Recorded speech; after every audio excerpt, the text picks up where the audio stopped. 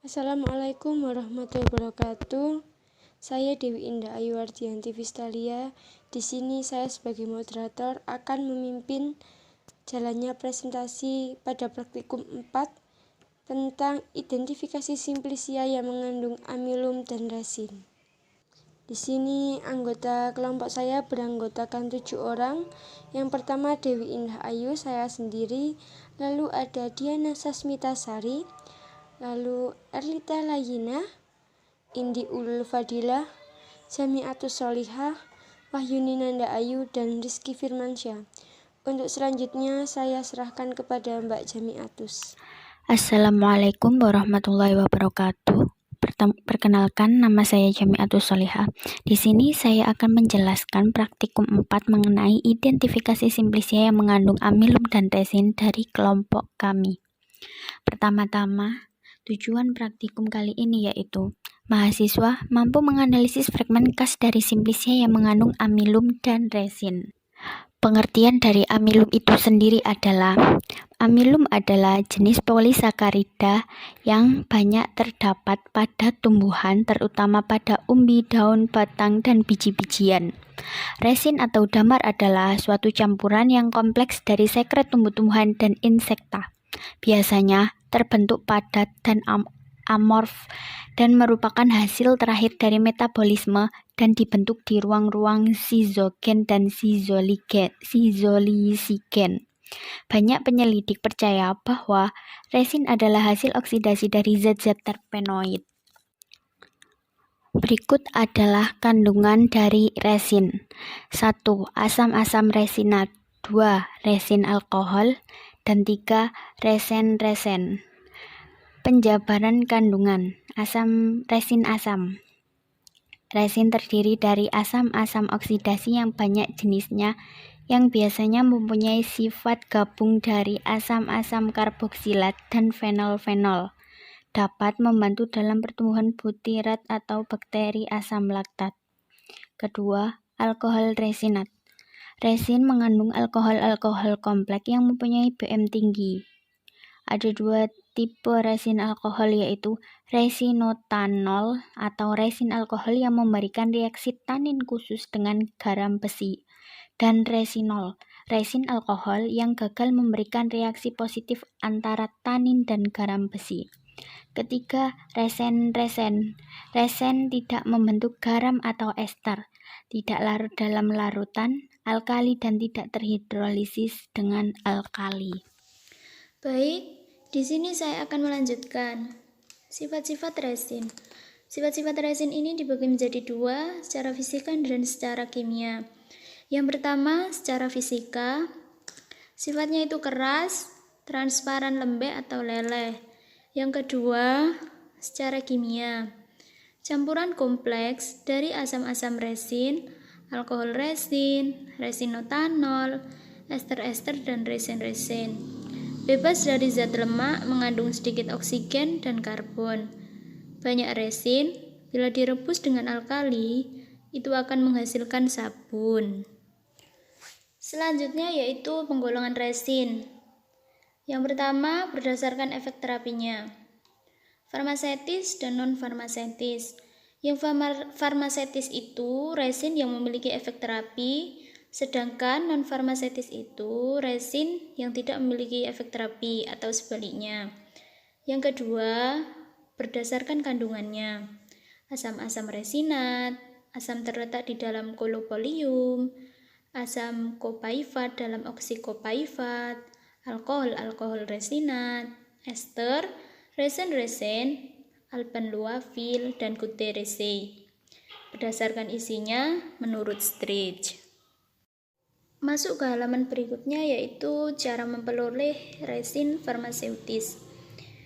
1. Ekstraksi simplicia dengan alkohol, diendapkan dengan air. Yang kedua, menguapnya dengan cara penyulingan. Yang ketiga, dengan memanasi bagian dari tanaman yang mengandung resin. Contohnya yaitu gulage resin. Yang keempat, dengan mengumpulkan hasil eksudat dari tanaman. Dan yang terakhir yaitu dengan mengumpulkan resin-resin fosil. Oke, di sini saya akan melanjutkan untuk menjelaskan identifikasi simplisia yang mengandung amilum dan resin. Untuk alat dan bahan praktikum, alat, mikroskop, cover glass, objek glass, bahan, Curcuma rhizoma atau temulawak, Curcuma domestica rhizoma atau kunyit, Aquades. Identifikasi simplisia yang mengandung amilum dan resin. Metode kerja. Yang pertama, ambil simplisia serbuk Curcumae rhizoma dan serbuk Curcuma domesticae rhizoma. Yang kedua, letakkan pada objek gelas. Yang ketiga, tetesi dengan Aquades, lalu tutup dengan cover glass.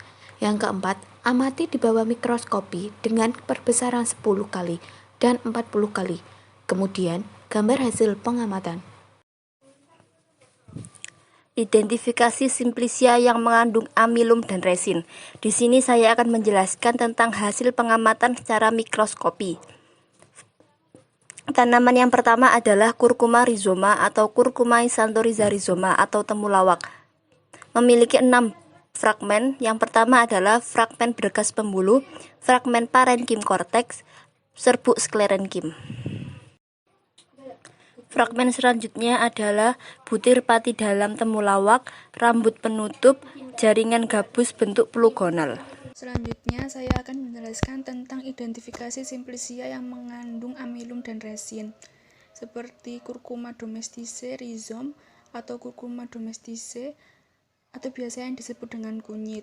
Terdapat butir pati, rambut penutup.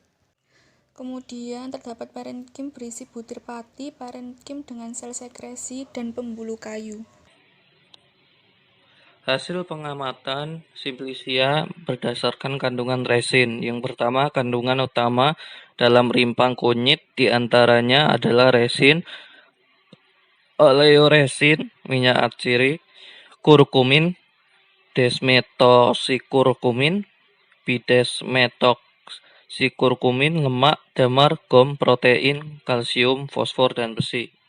Yang kedua, kandungan Curcuma rhizoma terdiri atas resin lipida, kurkuminoid, minyak atsiri, amilum, amilase, fenolase, dan mineral. Kesimpulan. Yang pertama, secara mikroskopik, simplisia Curcuma rhizoma atau temulawak memiliki fragmen, yaitu fragmen berkas pembuluh, fragmen parenkim korteks, serbuk sklerenkim, butir pati dalam temulawak, rambut penutup, jaringan gabus dengan bentuk plugonal.